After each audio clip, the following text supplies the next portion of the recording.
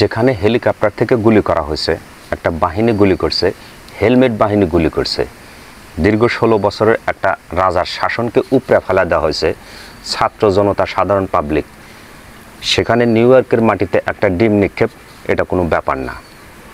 Fascist ইউনূসের অবৈধ সন্তান NCB নেতা আখতারুজ্জামান, তাকে দেখা মাত্রই আমার মনে হয়েছে 32 নম্বর বাড়ির কথা মনে পড়ছে, আর এই জন্য তাকে ডিম নিক্ষেপ করছি।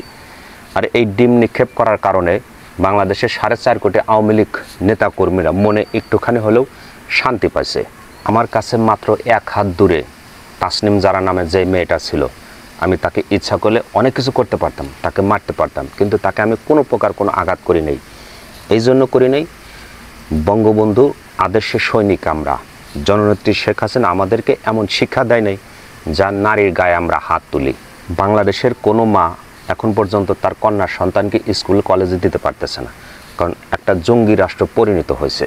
আমি চাইলে আরও অনেক কিছু করতে পারতাম, কিন্তু আমি করি নাই। এই জন্য আমি একজন বঙ্গবন্ধুর আদর্শের সৈনিক, আর আমার নেত্রী আমাকে কখনো এই শিক্ষাটা দেয় নাই, যার কারণে এনসিবি নেতা তাসনিম জারাকে আমি কোনো প্রকার কোনো অকাট্য কথা ভাষা আমি কাকে গালিগালাজ করি নাই। পাচাটার কোনো সুযোগ নেই, কাউকে তেল মারতে আসে নাই। আগে ভিডিওটা দেখাই ডিম নিক্ষেপকারী।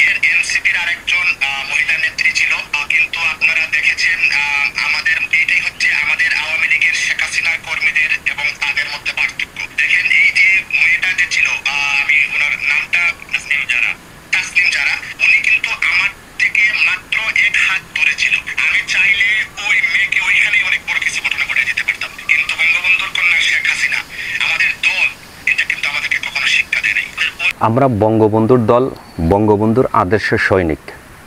জননেত্রী শেখ হাসিনা আমাদেরকে এই শিক্ষা দেয় নাই যে একটা মেয়ে নারী লোকের গায়ে হাত তুলুক। আমরা আদর্শের সৈনিক, যার কারণে তাসনিম জারার গায়ে কোনো প্রকার কোনো অকাট্য কথা, কোনো প্রকার গালিগালাজ করি নাই। ভালো থাকবেন, সুস্থ থাকবেন, আল্লাহ হাফেজ।